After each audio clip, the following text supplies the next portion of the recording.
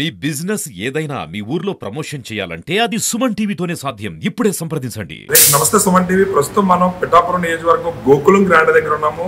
పవన్ కళ్యాణ్ గారికి సంబంధించి పిఠాపురంలో ప్రచారం ఊపందుకుంది. దీనిలో భాగంగా జబర్దస్త్ నటులు, అదే విధంగా బుల్లితెర నటులు, సినిమా నటులు కూడా పెద్ద ఎత్తున ప్రచారానికి వస్తున్నారు. ఇక్కడ బుల్లితెర నటులైనటువంటి అదే విధంగా సినిమాల్లో నటిస్తున్న సుమిత్ గారు ఉన్నారు.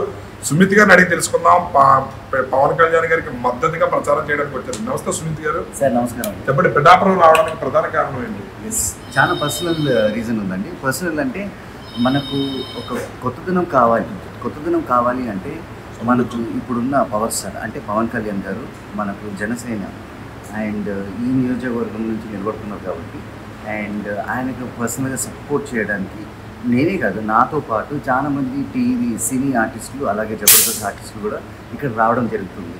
అండ్ ఇక్కడికి వచ్చాక అఫ్కోర్స్ ఇక్కడ కొంచెము సమ్మర్ కాబట్టి కొంచెం ఇబ్బందిగా ఉంది. కానీ ఒక మంచి అడుగు తీసుకోవడానికి, ఒక మంచి ప్రోగ్రెస్ కావడానికి, అభివృద్ధి చెందడానికి కొంచెం కష్టమైన పర్వాలేదు. మనస్ఫూర్తిగా మేము అందరం ఇక్కడికి వచ్చాము. అండ్ మేము ఇక్కడ ప్రతి వార్డుకి వెళ్ళినప్పుడు చాలా పెద్ద సపోర్ట్ ఉందండి. గాజు గ్లాస్కి బ్యూటిఫుల్ సపోర్ట్ ఉంది.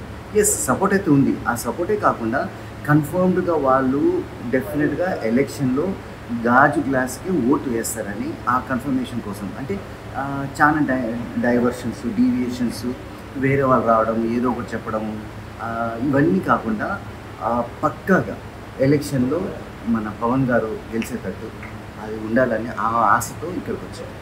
పరిస్థితి చూస్తుంటే పవన్ కళ్యాణ్ గారు పిఠాపురంలో కనుక గెలిస్తే నియోజకవర్గాన్ని ఏ విధంగా అభివృద్ధి చేస్తారని మీరు అనుకుంటున్నారు?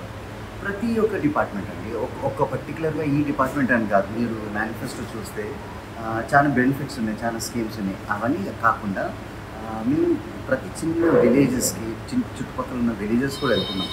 అక్కడ ఉన్న డ్రైనేజ్ సిస్టమ్ అయినా, అక్కడ ఉన్న వాళ్ళ పాపం చాలా మందికి పెన్షన్ రాకుండా చాలా పర్సనల్ రీజన్స్తో చాలా కుమిలిపోతున్నారు. ఈరోజు పొద్దున నేను ఒక వార్డ్కి వెళ్ళానండి. అక్కడ పెద్దవాళ్ళతో, వృద్ధులతో మాట్లాడితే చాలామంది ఆశనే వదులుకున్నారండి. ఏమొస్తుందండి, ఇంకొక గవర్నమెంట్ వస్తుంది, ఇంకొక ఆయన వస్తాడు, ఏం చేస్తారా, ఈ విధంగా నెగిటివ్గా పాపం వాళ్ళు ఆల్రెడీ డిసైడ్ అయ్యారు.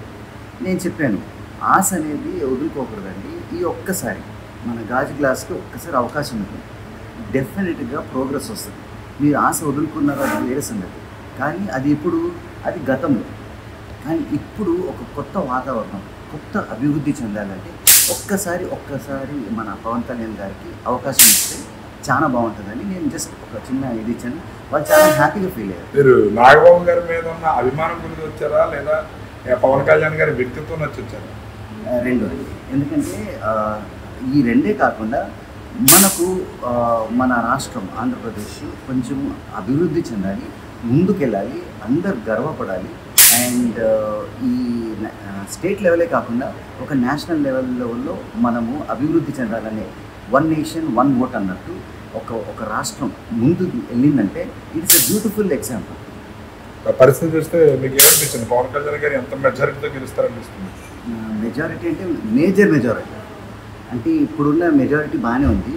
అది తగ్గకుండా ఇంకొంచెం ఎక్కువ అయ్యేలా. మనం 100% అని ప్రిడిక్షన్ చెప్పలేము, కానీ మెజారిటీతో గెలుస్తారని మాకు తెలుసు. ఆ ఆశతోనే ఇక్కడ రావడం జరిగింది. అది కాక ఆయన గెలుస్తారని అది పక్కన పెట్టండి, డెఫినెట్గా ఆయన గెలుస్తారు. ఆయన కన్ఫర్మ్డ్గా గెలవాలని ఆ ఆశతో ఇక్కడికి వచ్చాం. రైట్. పవన్ కళ్యాణ్ గారు లేదా నాగబాబు గారి వ్యక్తిత్వం, వాళ్ళ మీద అభిమానం కొలితేనే మేము ప్రచారం చేయడానికి వచ్చాము. పవన్ కళ్యాణ్ గారు ప్రజలకు మంచి చేస్తారనే సంకల్పం ఉంది.